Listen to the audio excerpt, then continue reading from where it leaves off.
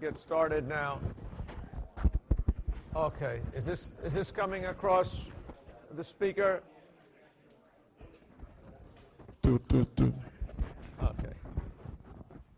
Let me just get this on again, and let's try one more time. Okay. Is it coming through the speaker or not? It is. People are convinced of that. Okay. So let's get started. First of all, let's first talk about the homework on the backtracking assignment. How many people here have working programs? Okay, more than. How many people are able to do problems of up to, let's say, 10? A bunch of people. How many people are able to do problems of up to 15? A smaller number of people. How many people are able to do up to size 20? Roughly the same people. How many people can do up to 25? Looks like that's where we're hitting one person still is admitting it here. Okay, so we're still hitting walls there. You're going to hit walls eventually, so that's not necessarily bad. But let's talk a little bit more about the assignment. See if we can get any other pruning ideas or directions or anything. Any questions about the assignment, first of all? Yes? Are there going to be self loops or, let me try this one more time because I don't think I hear me. Are there going to be self loops in the graph? I don't promise you that there's going to, what you have is what you have, okay? So if you want, you can check. I don't think I have self loops. I don't think I have any repeated edges. It wouldn't be terrible practice to check that. But what you have is what you have, right? So you can check that. Okay? But I don't think it's there. But, depends what your level of, hygiene is. Okay? You should check these kind of things. Any questions? Yes? For submitting it, you're going to print out a code and print out the output of your thing. Okay? That's what I want to see. And the ones that are fastest, that are going to be eligible for the contest, those we will demand electronic submissions from. Any questions? Yes? So it's like when you say you're talking about the biggest graph, so should we just print out like biggest magnitude of vertices, and just because you have the different kinds of graphs too, like and some are I guess harder than others? Okay, so I give you a couple types of graphs. And you are right in saying that certain graphs are going to be more difficult. One set of graphs will be more difficult than the others on different programs. I'm not sure I'm ready to say one is absolutely more difficult than the other. But I will say that they're going to have different characteristics that will. So I think what I want you to do is for all the sets of graphs that I give you, show me how far you get on that. Okay, so if by some miracle one set is unusually easy, you don't say, wow, I got this all the way. Let's just see where you sit. Yes? For the answers you gave, you had a lower bound and upper bound. What are those? Okay, those are the results of some program that somebody gave a few years ago to compute these. I don't know what the answers are. Okay? And what I think those are intermediate outputs spit out by their program. Okay, so I think that that's something you probably want to ignore. Okay, you want to look at the solution and see if you've got a solution as good as that solution is. That's, I think, the thing that matters. Okay? Any questions? Yes? You can skip printing out upper and lower bounds. Again, it doesn't hurt you for debugging purposes. Knowing what the upper and lower best upper and lower bounds you can find for the solution without search or when they change may help you know when how your backtrack search is proceeding. Okay? So that might be something that is helpful to you, okay, in trying to get as far as you can get on it. Any other questions or comments about the backtracking program? Let's just talk about some other ideas that might lead to other pruning ideas. Let's just think about it. Does it matter what order the candidates are in construct candidates? Okay, let's do a little bit of thinking here. Remember, what are we doing? We have our construct candidates, okay, where we list all the possible candidates for the next slot. Does the order of those candidates matter? Okay? In terms of how long it runs for. Okay? Who here says it does matter? A couple people. Who here says it doesn't matter? One or two. Who here says it depends upon how the rest of my program is written? Okay? Some people is that one. But let's think about it intellectually. What would be a good, what would you want, if you wanted to have the candidates ordered in a way that might help your search, what candidate should be on top of those possibilities? Okay? Is it one that is, what properties do you think you would want that one to have? Okay, yeah? Say that again? That it, you say high degree, meaning, you're saying high degree meaning you want to say you want to put the high degree one down quickly. Why is that?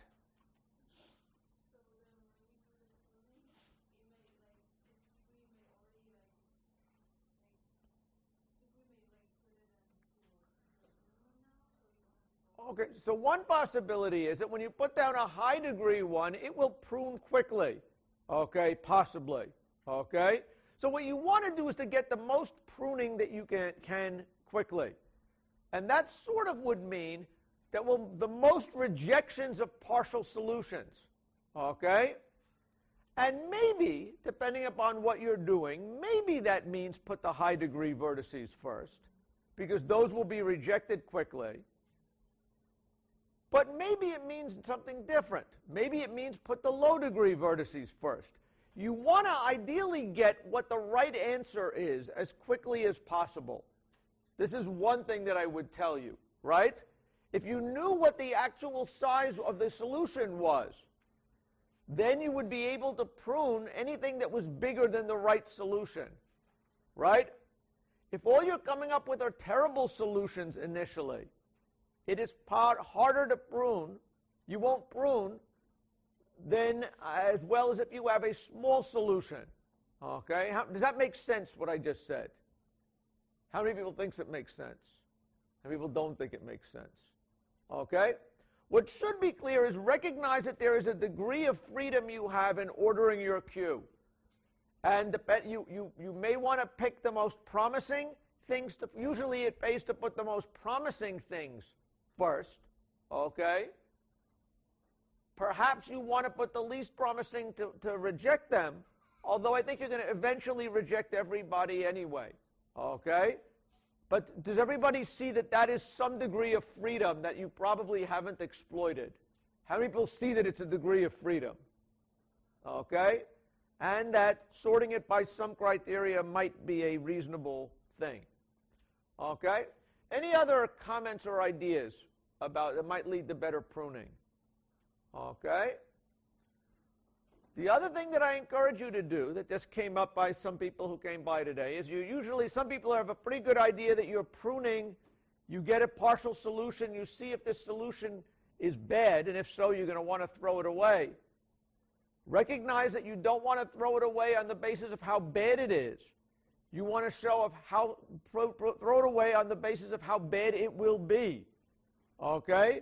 It may be you can argue that even though you've put down a few edges, 5 vertices, and the lowest edge so far is of length 3, you might be able to argue that there is going to be an edge of at least 5 as a result of what you've done so far. And that might be enough to backtrack. Okay? So the more you can think about how quickly you can argue that this is going to be bad and will not help me, that is the key to pruning it quickly. Any questions about it? Okay? Any other questions about that assignment? Okay. Going once, going twice. Okay, good luck on that. Keep beating on it. Okay, fair enough. So, unless there's other questions, I'd like to now shift gears into, we're talking here about backtracking. And backtracking is one of these things that I think you need to see a lot of example problems in order to get the idea of, okay? And so the problems of the day here are pretty important problems of the day. fact, maybe we'll work this one out on the blackboard. Let's try that one here. So what is the problem of the day? The problem of the day here says that we're given 3 strings, okay? And we want to figure out whether or not there is a way to interleave the characters of the first 2 strings so as to make the next 2, the last string. So if we take a look at this here, the input here was chocolate and chips, okay? And we want to figure out, is there a way to interleave the characters from chocolate and chips to make this word? Okay? That's really what the question here is. Okay? Now, is there a way to do it? Okay? I claim for this word there is a way to do it. How do we do it? Okay? I believe that if we say, let's just take a look at it. C-H-I-P-S.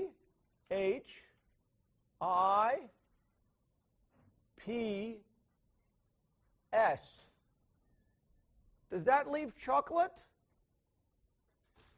Now let's try that in another color. C-H-O-C-O-L-A-T-E.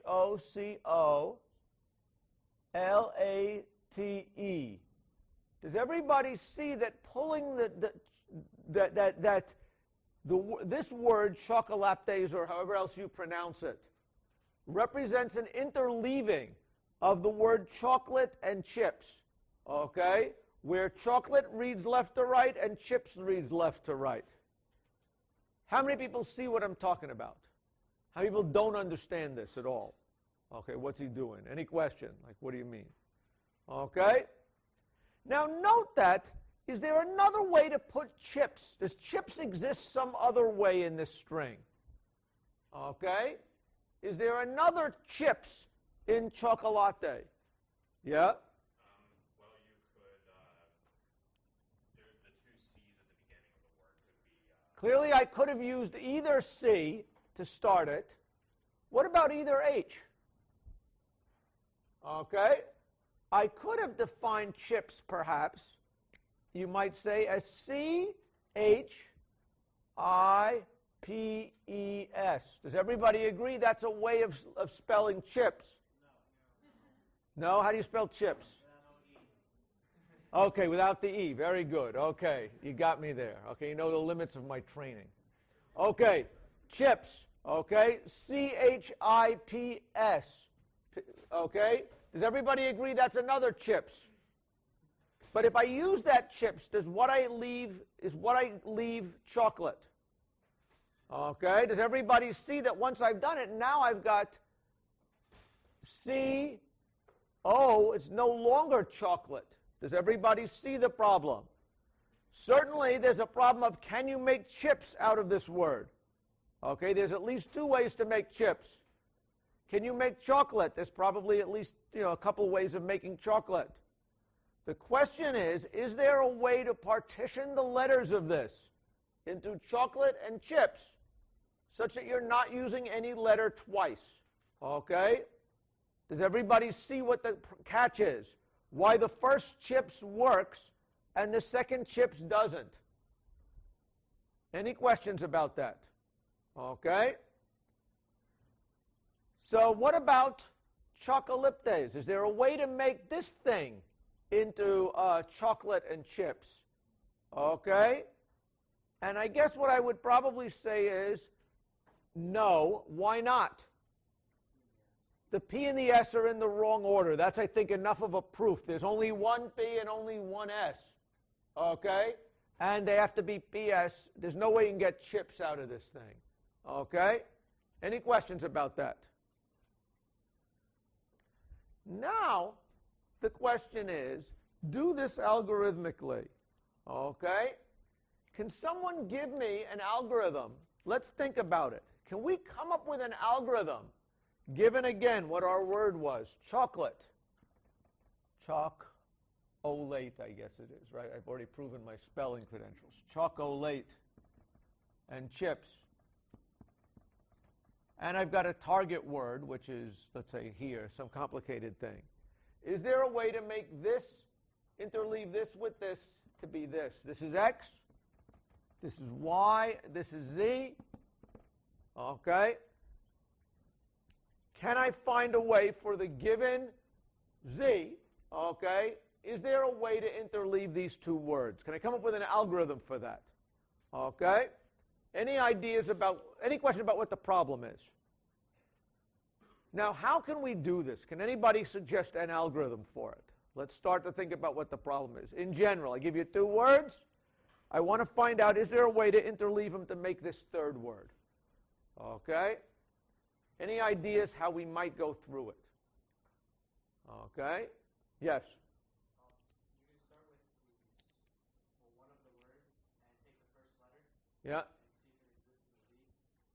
And if it exists in Z, then you take that first letter out and see if the other, if X or Y exists. Okay, so what you're trying to say is maybe what is this? Anybody read me what the last word is? I'm sorry, does anyone, what did I say the shuffle was on that? Can anybody read that to me? C, what was it? What's the output going to be? Somebody read it to me. C. C-H-O. Okay, no one's reading it to me. Let me just see if I can copy it back. Okay, let's just try it like that. What is it here? This would be C-H-O-C-H-I-L-A-T.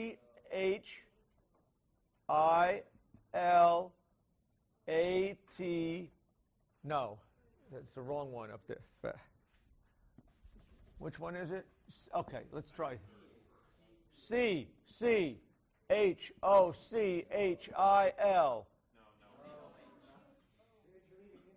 C-H-O-C-H-O-C-O-H-I-L-A-P-T-E-S. Very good. Okay? So now let's come back here. I think we'll go back to this one again. Boom. Sorry. Okay? So what are you saying? You're saying that somehow the first letter here, C, has to be one of those first letters.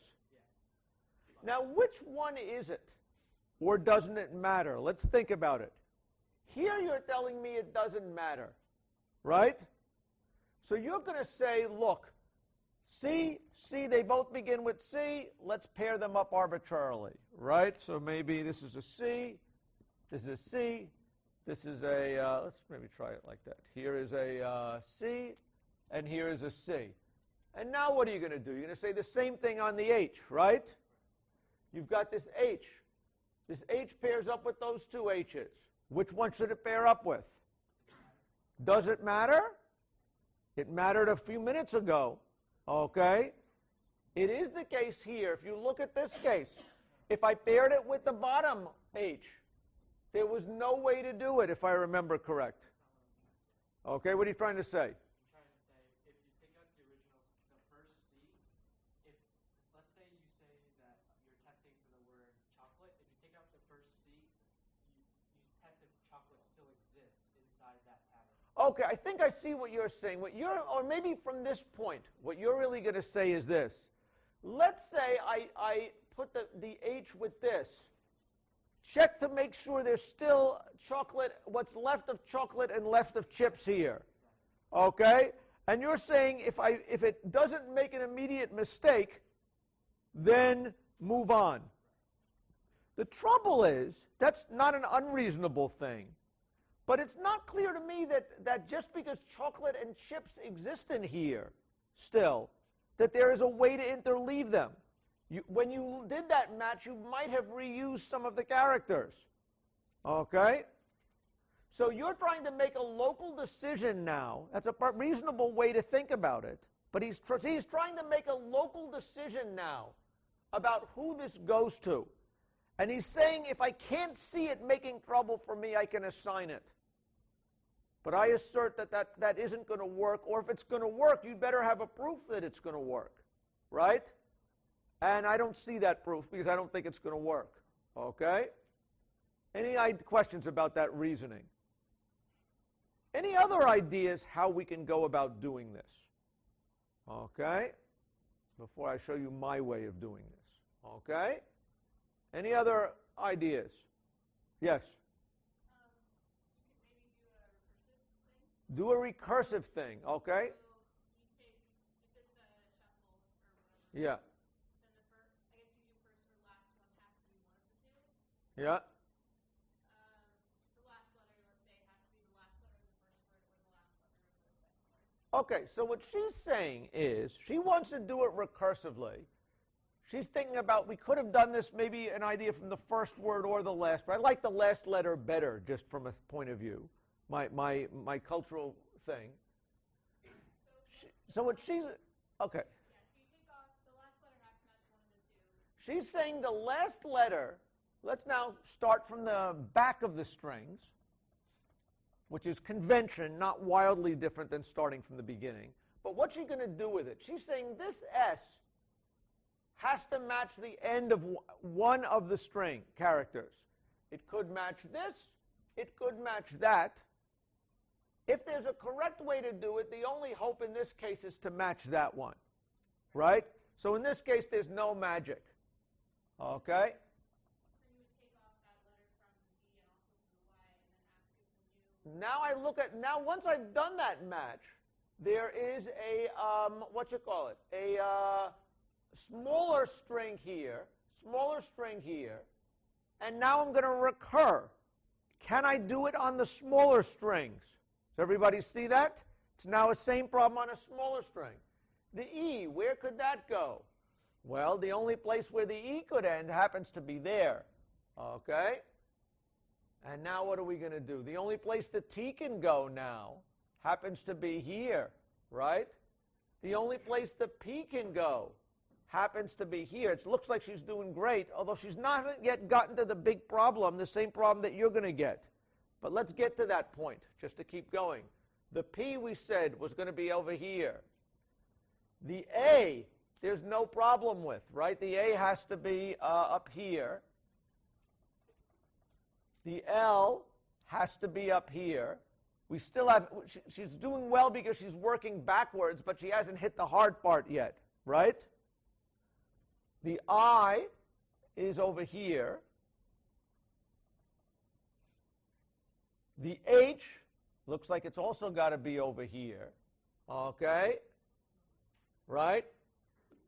Now the O has to be over here. O, right? No, what am I doing? Colors are bad. O is there. And now she's hit the hard part, okay? Now she's got the same problem that you had before, which is she has a choice. The C can come from either this side or that side, right? What do you do? I'm not sure, but I think maybe if you take it from the same word every time, like decide if there's a tie, I'll always take it from S. Okay, if you're saying, well, if I'm a tie, I'm always going to do this, then you need a proof of correctness. And your proof of correctness will be probably wrong. Okay? So if she can't, how do you figure out which one you try? Yeah? You do both. Okay? That there are two possibilities. Okay? Either it's going to come from this side or that side.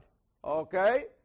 And the question really is, you try one and see if you can finish. If you can finish with that one, that's great. If not, try the other one and see if you can finish.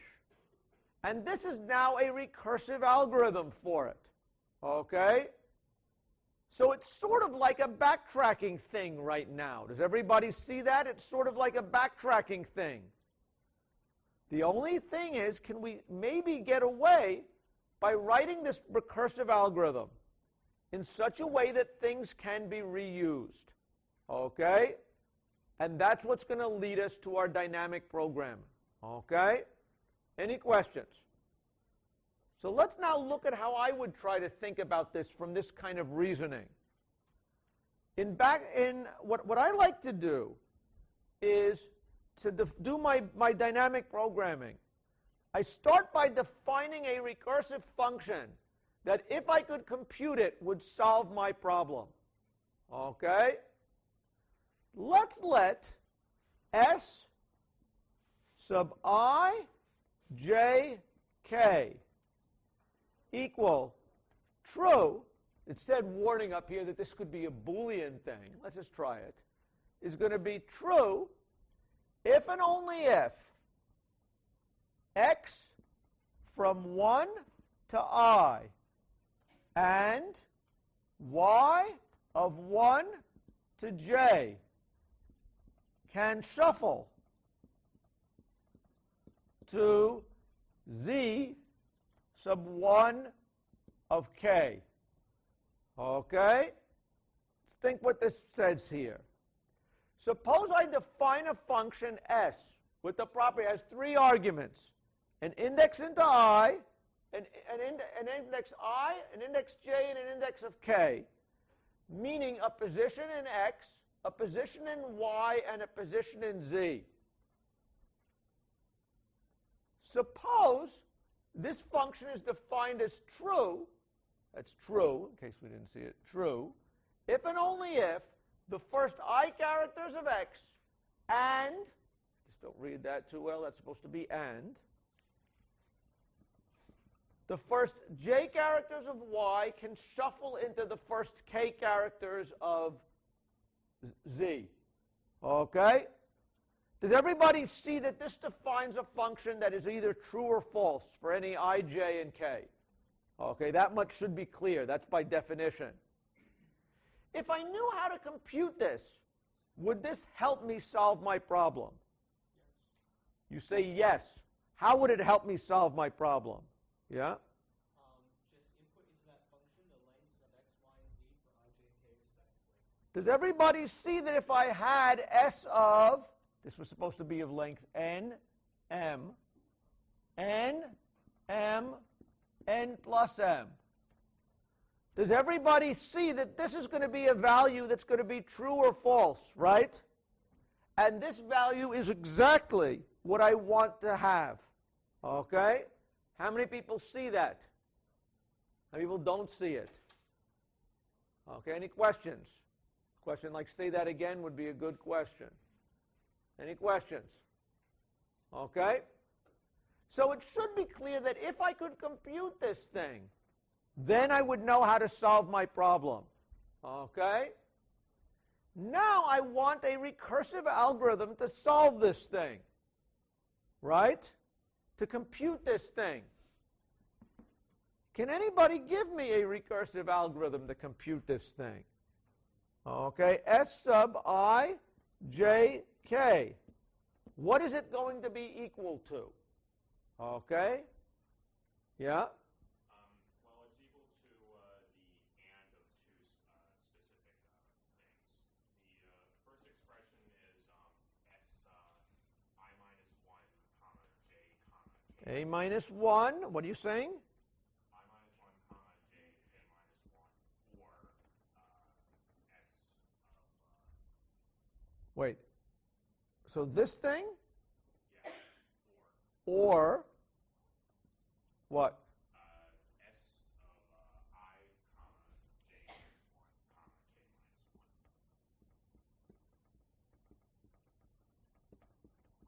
minus 1. Okay, you want to let me wait. You want to say this is an or? You want to take the or of these two? Yeah, just those two. Okay.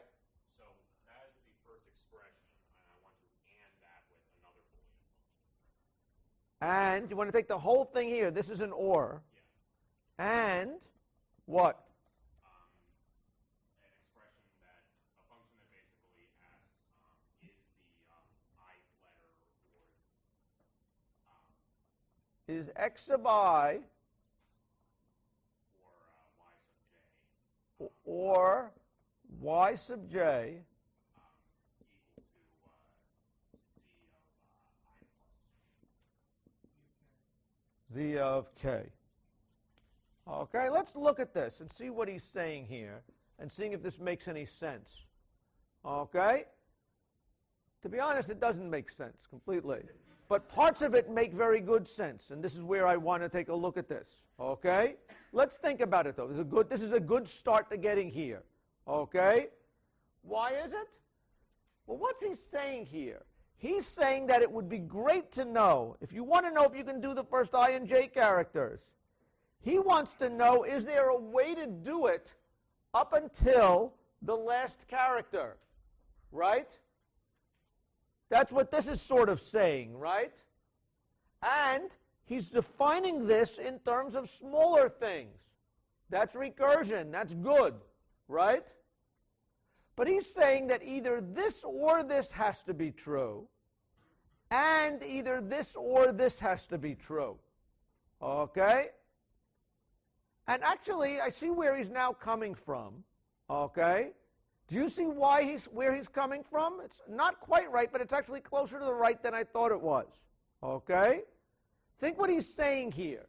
He's saying, if there's a way to match it up to the last character, and the last character matches the desired, the last character of one of the strings matches the target, then there's a way to do it. Did you kind of get that reasoning? If there's a way to get up to a certain point, up to match them except for the last character, and the last characters match the target, then there's a way to finish it. Okay? But there's a problem. What's the problem? Or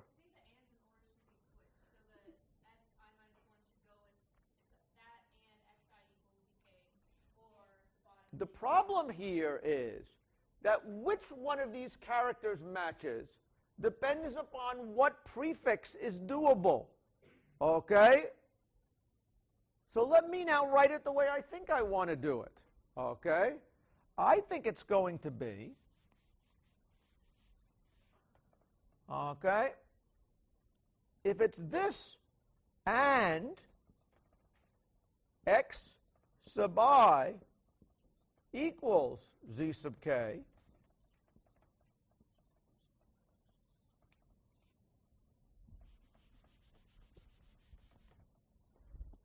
or, let's put this thing in big brackets,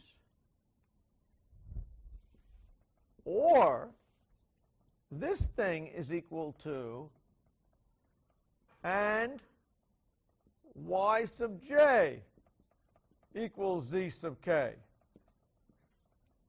Now let's look at this and see if this makes sense.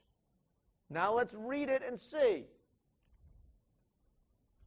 The first I characters of x and the first j characters of k can be made equal to shuffle into the first k characters of z if there is a way to shuffle the first k minus 1 characters using I minus 1, the first I minus 1, okay, of x and all first j of y, and the ith character of x is going to match the kth character of z.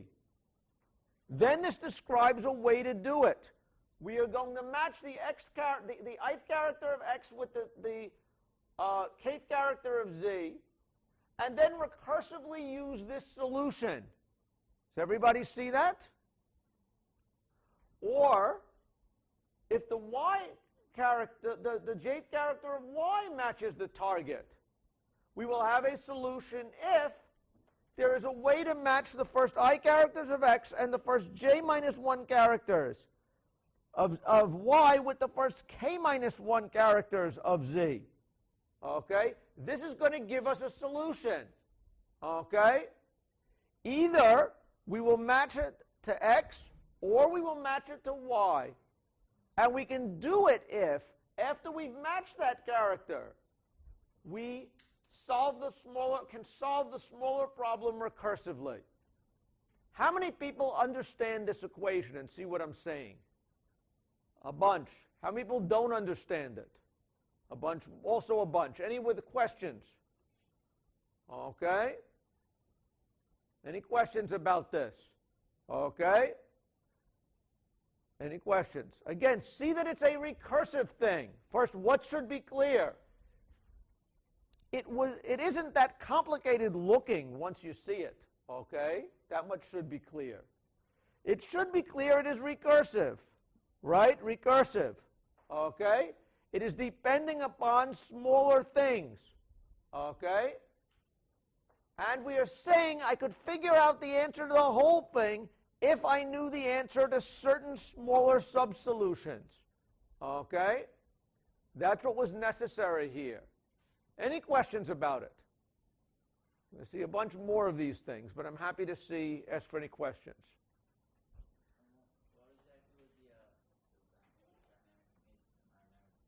Now, what would the matrix of this thing look like, you're saying? Okay, yeah? This looks like it's going to be a three-dimensional matrix, which sounds frightening looking, but that's still a three-dimensional matrix. That isn't so frightening, right? And you're going to have cells I, each string's going to be of I, j, and k. What is I going to be between? What is this index going to range between? 0 and n, so there's something like n possible arguments here. What's this one going to range between? M. And what's this going to range between? Okay? So this tells me that I've got something like n. I have to figure out which is bigger. Let's say n is bigger than m, just for the sake of dealing with this, right? Then, well, what would this be? This would then be something like n squared m. Does everybody see that? Because m plus n if n is bigger than m, this is going to be at most 2 times that, right? So this is going to be order that many cells, right? Does everybody see that we've got a matrix that's this big? How much time is it going to take to fill in each cell of the matrix? Okay. We're going to use this formula to fill in the cells of each matrix. Constant. Why is it constant? This is the ith element of the character array equal to the kth character of array. Constant test, right? Look this thing up in my matrix if it's already there. Constant. And them together, constant. Do the same thing again and OR it. Does everybody see that it takes constant time to fill in each box? Once you have this and this sitting securely in your array, in your matrix. Okay? So what is this going to do? It looks like it's going to give you an algorithm that is going to be order n squared m.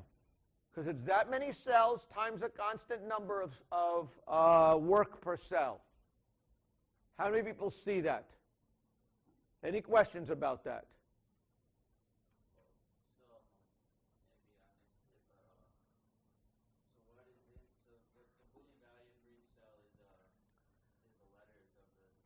The Boolean value of each cell is telling you, can you do it? It isn't telling you how you can do it specifically, but it is giving you what the Boolean value is, a thumbs up, thumbs down thing, right? Yes, there's a way to shuffle these substrings. No, there is no way to shuffle these substrings, right? Now, it hasn't shown you how to actually find that, but hopefully that'll become clearer when we talk about edit distance and finding the parent, and that hopefully will be clear in a little bit. Yes? I think I have an equivalent way that's easier both conceptually and electronically. Okay. Why not just have a two-dimensional thing and try to find a path from the top left corner to the bottom right corner where the vertical is, say, y and this is x, and you just add an extra column and then try to find a path through it. Okay, so what he's saying is, why did you have this three-dimensional array? He's saying, I want to use a two-dimensional array. What are the two dimensions you want to use? X and Y. And why don't we need Z? Because we're trying to find if Z is a solution, right? Well, what you're trying to say, I think, is that Z is determined by X and Y. Okay? So, in fact, he's kind of right. Okay? That we don't need, in fact, do we really need to have that K index? Or what if instead I rewrote this thing a little bit? Okay? What if instead I viewed it as, erase that thing,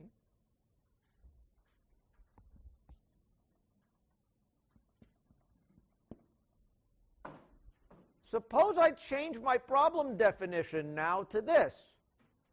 Is there a way to shuffle the first I characters of x to be the first j characters and the first j characters of y so they equal the first I plus j characters of z?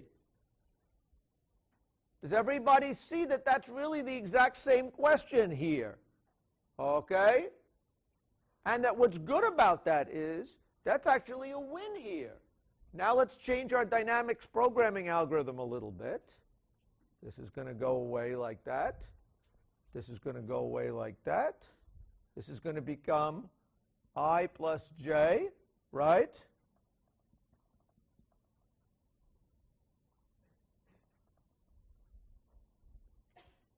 That is exactly as correct as before.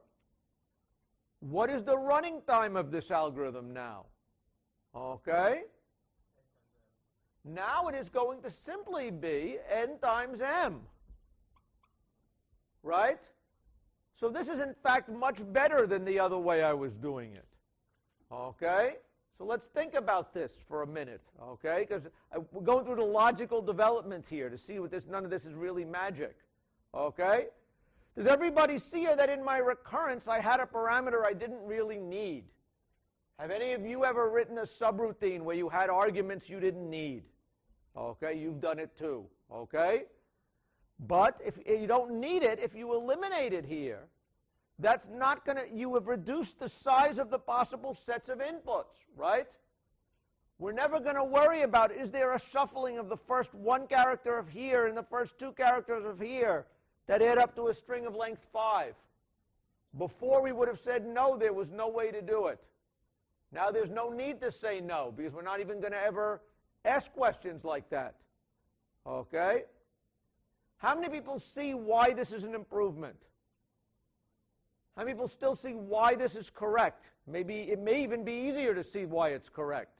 I think it's actually easier to see why this is correct. Okay? Any questions? Yes? Why is it correct? Under what is the recursive idea that they're saying here? If we have two strings, let's make this thing chocolates chips. Okay, so we really add the problem and let's slap another S someplace. Okay? Under what condition is this string solvable by this string? This S is going to have to go to the end of one of those strings, right? If there is a way to have this and this go into this S has to go into one of those strings. It could be this string, it could be that string. But under what condition do we know it's right? We know that either this string is going to go to this string, and then what's left, namely the shuffling from here to this whole string to here, has to be possible. If so, then we were safe in assigning that, right? Or we would assign this to here, in which case that's what's left. Chip and chocolates is going to have to be able to shuffle into it. Okay? We know the end has to be, this gets matched to one of these two. It can be matched there if and only if the rest of the strings, the smaller problem, also can be solved. Okay? And that's the recursive idea that we're talking about. Does that help you? Maybe. Okay? Any questions about that? Yes? Why is the complexity n times m? With what I'll say is all dynamic programming algorithms. Analyzing them in some sense is easy. It's the number of boxes times the cost per box. Okay? How many boxes are there? His array was only n by m cells. Does everybody agree with that? It's the length of x by the length of y. So there's n times m cells. Now the question is, what is the cost of doing this thing? If we have this value already stored up in a table, we can look it up in constant time, right? This is a smaller case. If we've already solved the smaller cases, we can then solve the bigger case. Okay? Looking this case up, smaller case out of the table to constant time, if it was in the table, plus constant time, plus constant time, plus constant time equals constant time. Okay? That's why it's n times m time. N times m boxes times constant amount of work per box. Any questions? Okay? Any questions about this problem or this algorithm? We're going to see this all over again several times. Okay? But the basic principles here should now start to become clear of what we're you should start to recognize some of these principles. Any questions? Okay.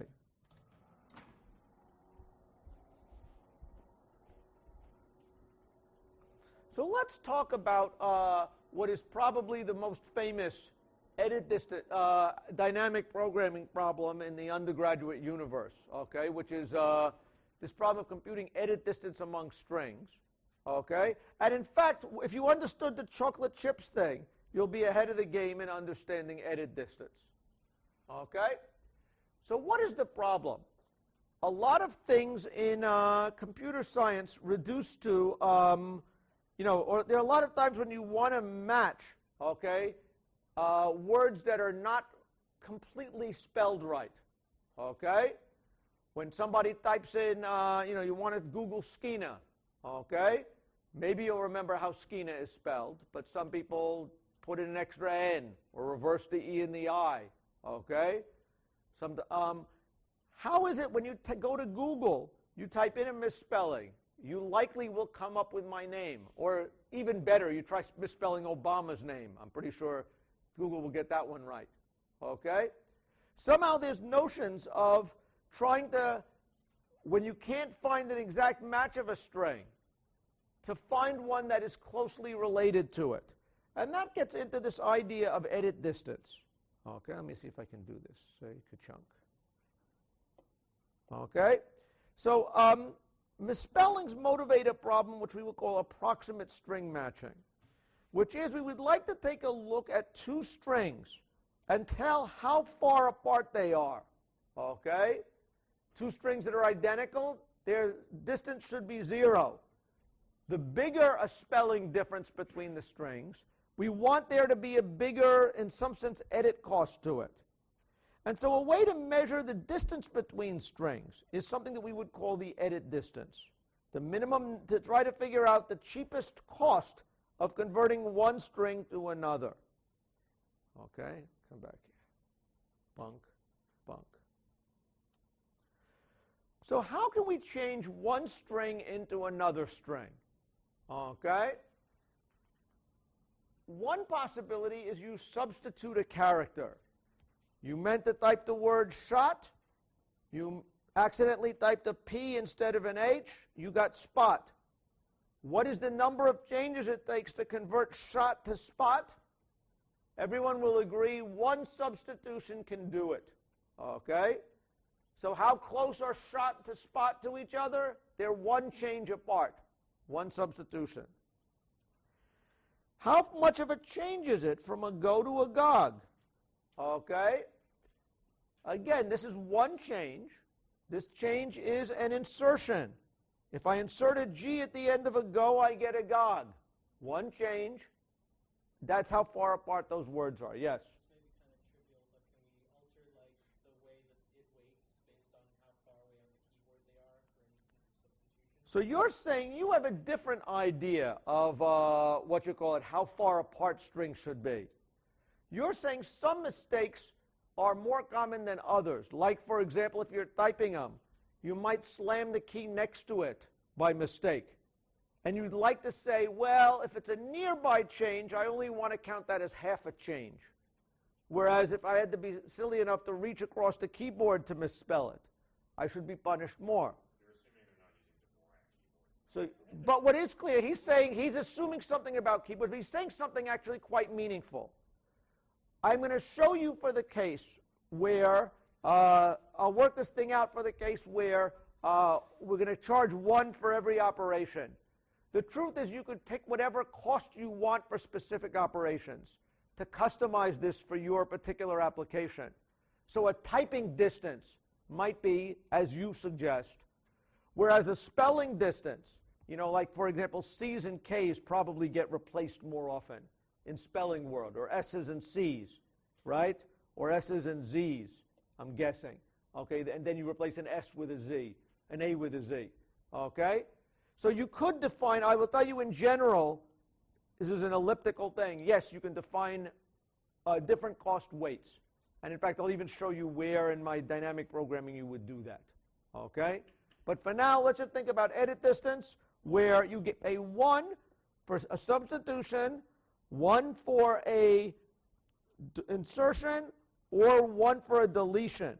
See that there's somewhat of a difference between a deletion and an insertion.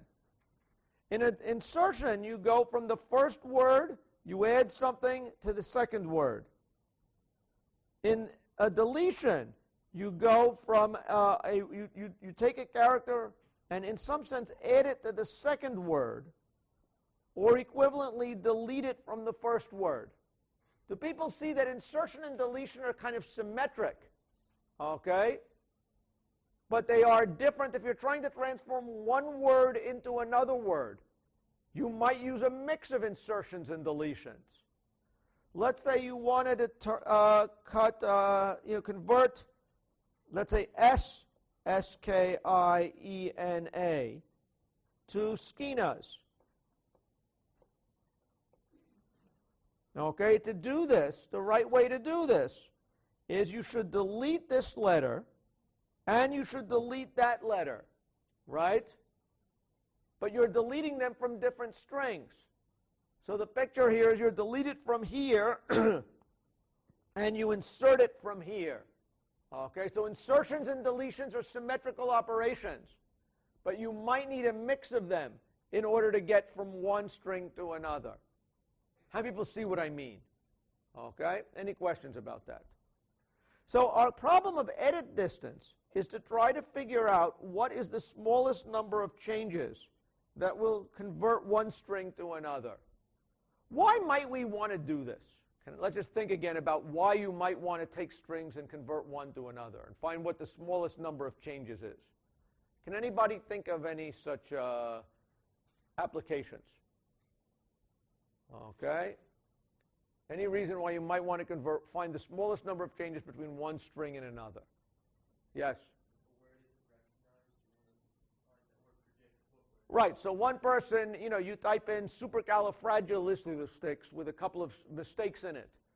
Your spelling corrector would like to try to figure out which word is closest to it, right?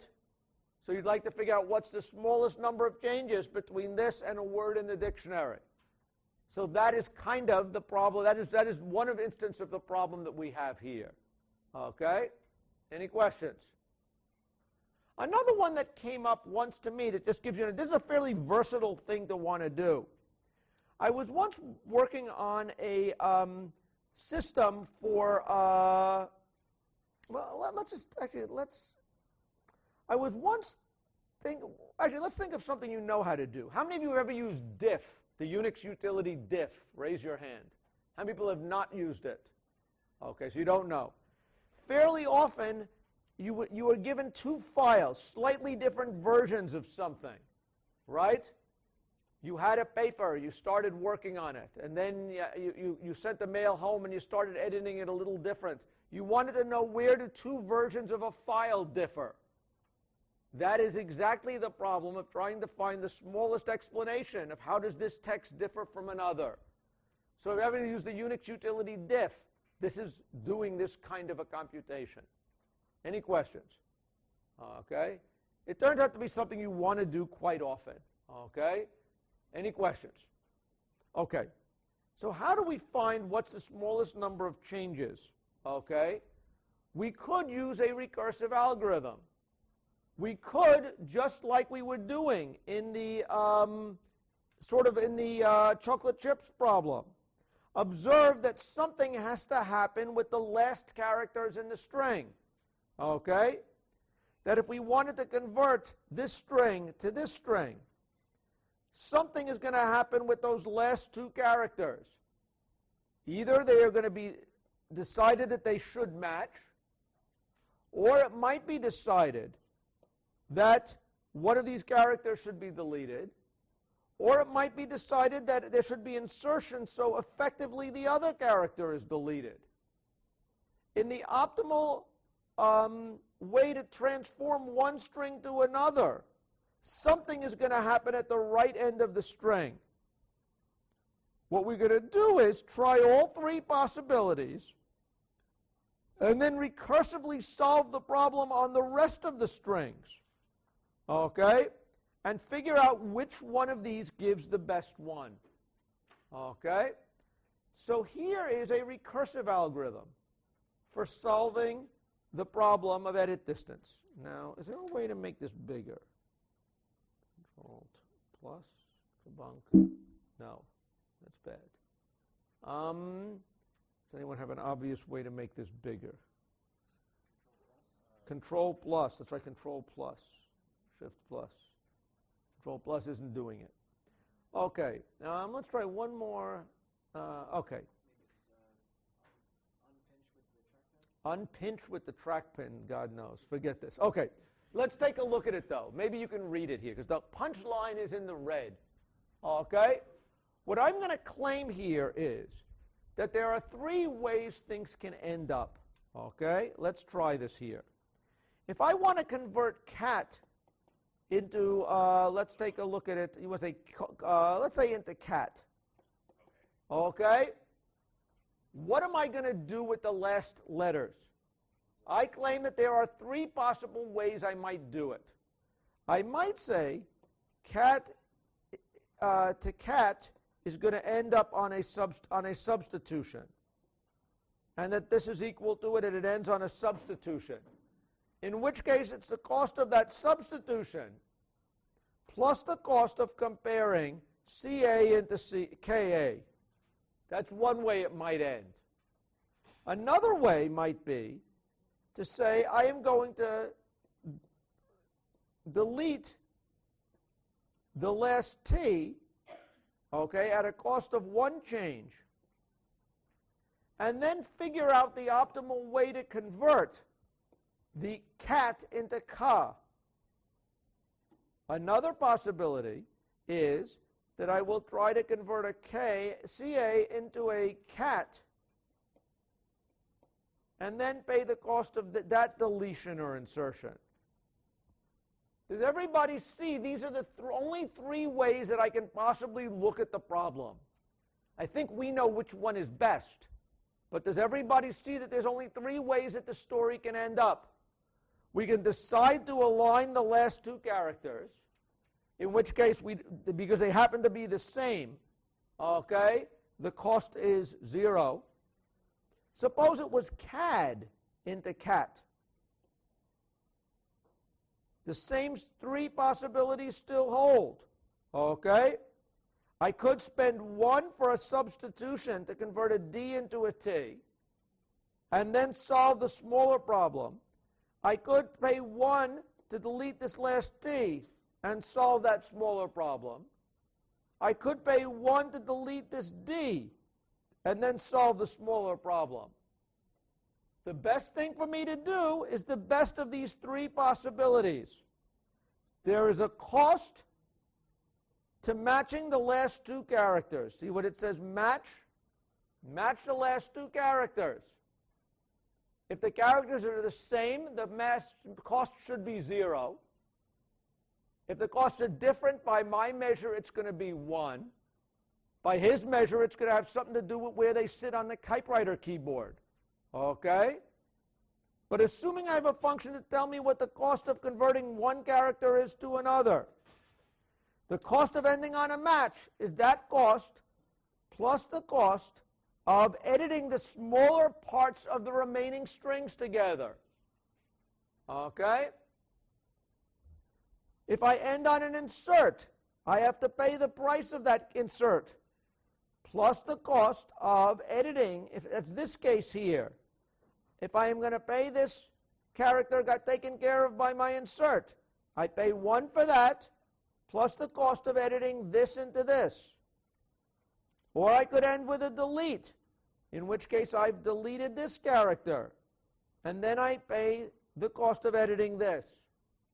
Which of these three possibilities is best? Whichever one minimizes the total cost. The cost of the last operation, which is this, plus the cost of getting to that last operation, which is the recursive thingy. Okay? Any questions about that? Okay? Any questions about that? So if you look at that, this is a recursive algorithm. It's a recursive program for computing edit distance. String compare here is recursively calling string compare. And this is a recursive thing that's going to find what the best way to do it is. Any questions about it? Now, if you run this recursive program, something amazing happens. If you give it a computer to compute the edit distance of two strings, each of about 12 characters long, it will run forever. Because this is a recursive program. Okay? It's just no better than your backtracking program. If I did a recursive search where at every point I've got 3 possibilities and 3 possibilities, if I've got a tree of height 12 where there's a branching factor of 3, that would be 3 to the 12th, which is big. What? It's a really big. It's a big number. Okay? But I can do the same thing, not by making a recursive call, but by noticing that of my recursive calls, the arguments to my recursive calls are just the positions in the string. And there are only n choices for the first position in the string and m choices for the second position in the string. If I store these things instead of recomputing them, I am not going to get this giant bushy tree. Okay? I am going to have only n times m things that I'm computing, each of which I'm computing once. And I claim I'm going to be able to compute each one in constant time. Any questions?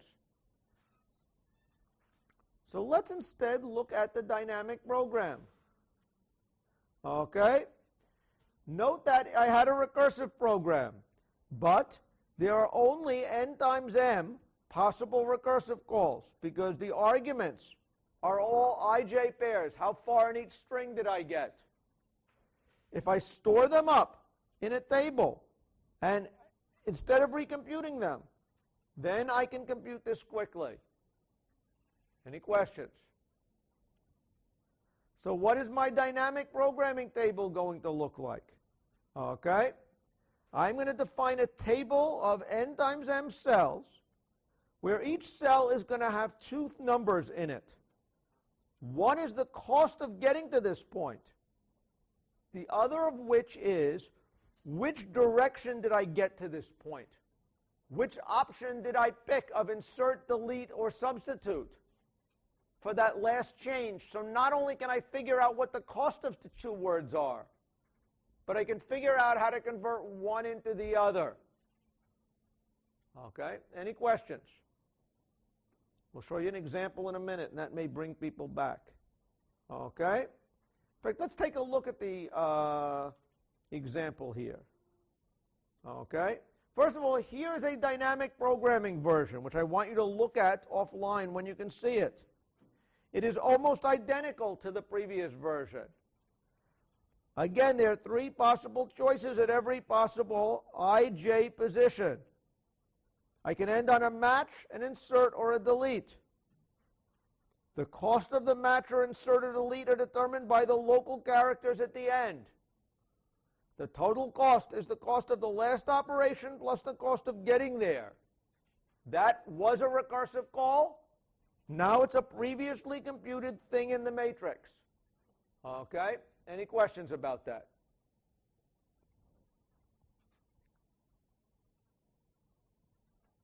So let's look at an example and make sure we understand this. Okay?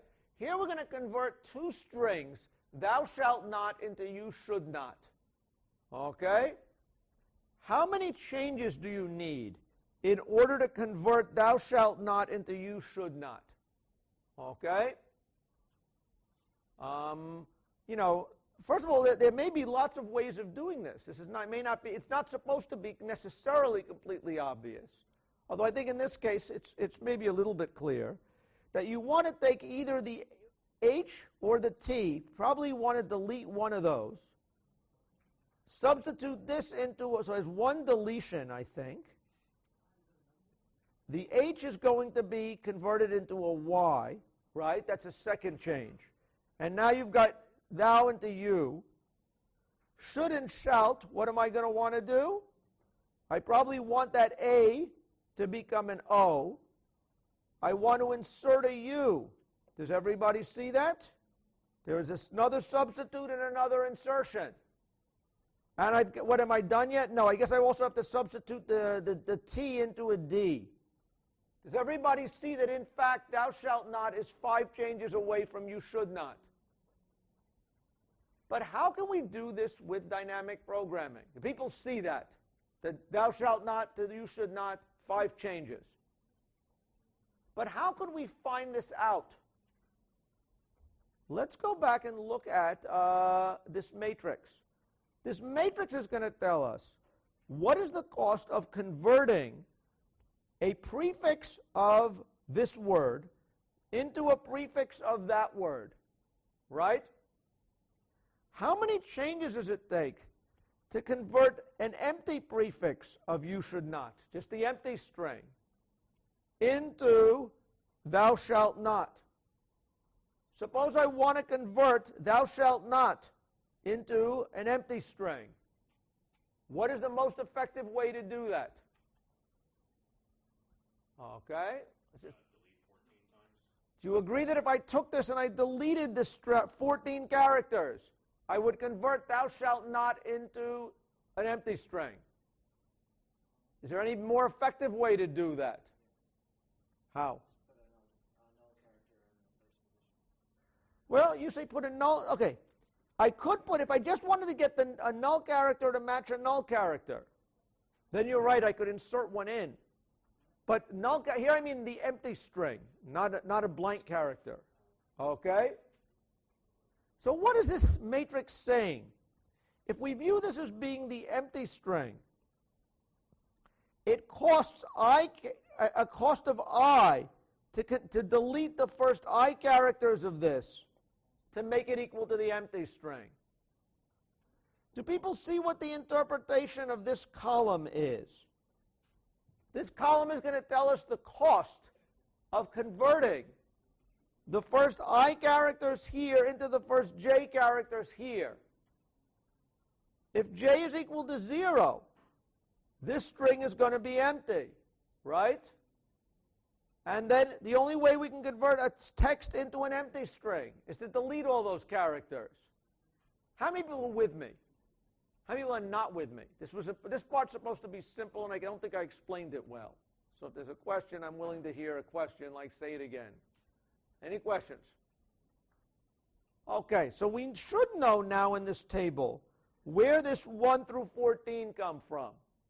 Any questions for where that 1 to 14 comes from? Now, what's the cost here of converting an empty string into you should not? The only way I can do that is 1 by 1 insert Y-O-U space S-H-O-L-D, okay, space N-O-T, right? Does everybody see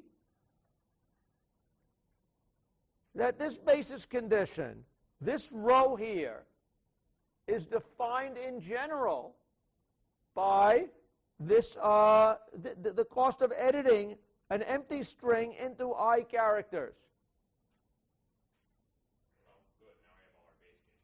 Good base cases. Now let's look at the end of this thing. Okay? Let's look at the bottom down here.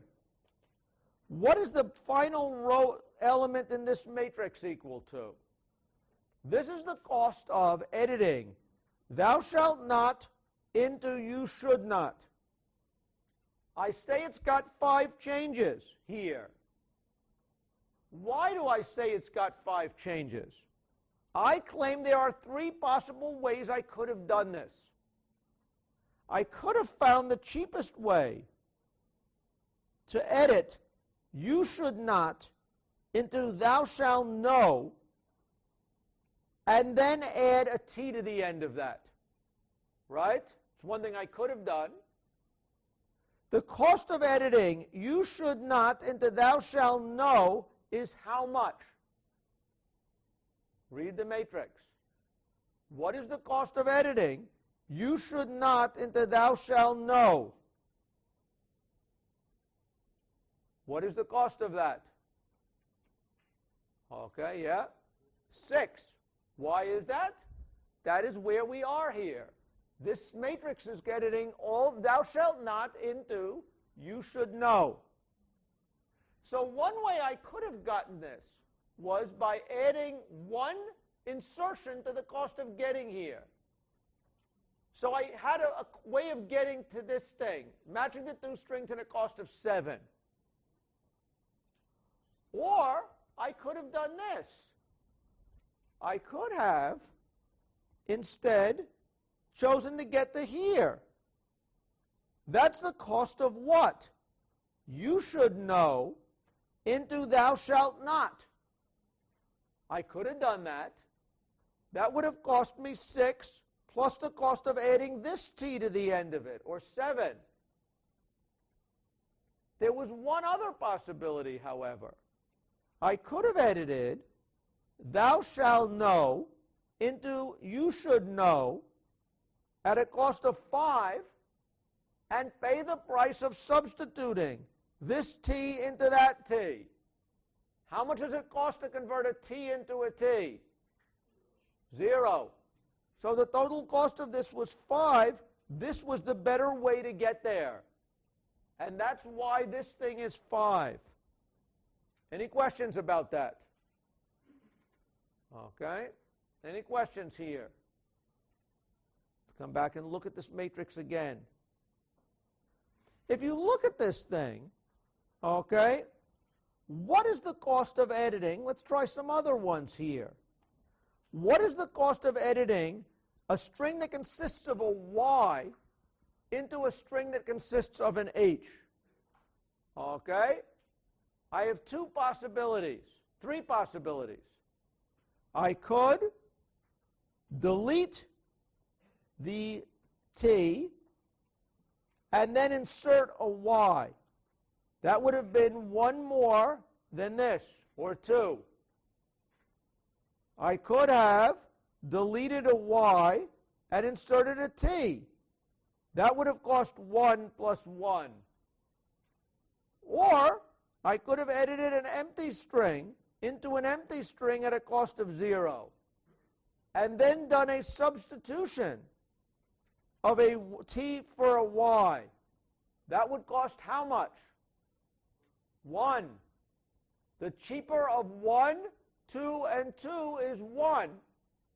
The best way to do it is at cost 1, which is what I have done here. Any questions? In general, this is the picture, and maybe now let me get back to the general picture. In general, we want to know the cheapest way to edit the first I characters of this into the first j characters of that. We have 3 possibilities. We could end on a substitution, okay? In which case, if we ended on a substitution, we want to know the cost of going from I minus 1 to j minus 1, plus this last character transition. That would be one way of doing it, right? Another possibility is to edit up to here the first I characters of this into the first j minus 1 characters of that, and then insert this j at the end of it, so it's 1 more than that. Or we could have edited the first I characters of this into the first j characters of that, and then appended the ith character from here to the end of it, in which case it's 1 more than that. Does everybody see that there's 3 possible ways to end here? as there are at any given position in the matrix. And the choice of the right one depends upon the 3 cells that surround it and what the characters are at that position. Okay? For whether I have an exact match or a substitution. How many people are with me at this point? How many people are not with me at this point? Any questions about it? Okay? So what does this mean? Take a look at this thing. What's kind of neat about this is that there is a, again, we have a matrix. The right editing distance here can be, the right way to convert them is converted by seeing what was the path that we took from our end cell back through this matrix. At each point we chose one of 3 possibilities. Each cell has in some sense a parent. Which one of the 3 directions did it come from? Picking, if we went back through what those parents were, that would trace a path in this matrix. Does everybody see this? That there's sort of a path in this matrix that is defined by what did we do at each step through this matrix, okay, to get to this point. This is the cost of editing thou shalt not into you should not. At each point we took the best of 3 options. The best of 3 options gave us a previous cell. To get to this place we took the best of 3 options. By tracing backwards from that, we can work back to see exactly what were the transformations of one string into another. Okay? Any questions about that? Okay? Any questions about this? If you look back on what I said way back when, I said that we are going to keep a cell. Our cell representation is going to be a cost and a parent. The parent here is which of these directions did we come from? The cost is what was the cheapest way to get there. Okay? And we're going to work through and figure this thing out. Okay? Any questions about that? Okay? Think about this, but let's just review what we have done. Okay? There's several places where you might be confused at this point. Let's go through them to see so you can pinpoint exactly where your confusion is. The first thing is maybe you don't see the recurrence relation. What was the recurrence relation? I guess I didn't really write it out for you. But really the recurrence relation is what? The cost of editing, the first I, okay, let's try this down here. The cost of editing, the first I characters of S into the first J characters of T. What was that going to be? It was the min of 3 possibilities. What were those possibilities? Okay. It could have been I ended on a substitution. If so, I cared about the cost of getting up to the point where I substitute. Right? Plus the cost of the match of what? S sub I into T sub J. Right? This is the cost of getting to the point of the substitution. This is getting up to that cell. This last term is, do I pay 1 because the characters are different or 0 because they're the same? The other possibility is that I instead ended on an insertion, in which case I pay 1, the cost of my insertion, plus the cost of getting there. Or I end on a deletion, in which case I pay 1 less than that. So one area of either confusion or clarity. See out why this recurrence defines the edit distance. Okay, that's the first point you have to understand. Once you see that, the second point of view is see how you can build a table to hold these ij values, the cost values, C sub ij values for all I nj. What is the runtime of this recurrence? Well, we have n times m boxes, if the string is of length n and m, and each box we fill in constant time. So the total algorithm running time is n times m. Any questions about that? Okay? Think about it. Okay? Take a look at these things, and let's talk more about it next time. Thanks for your attention. Talk to you guys then.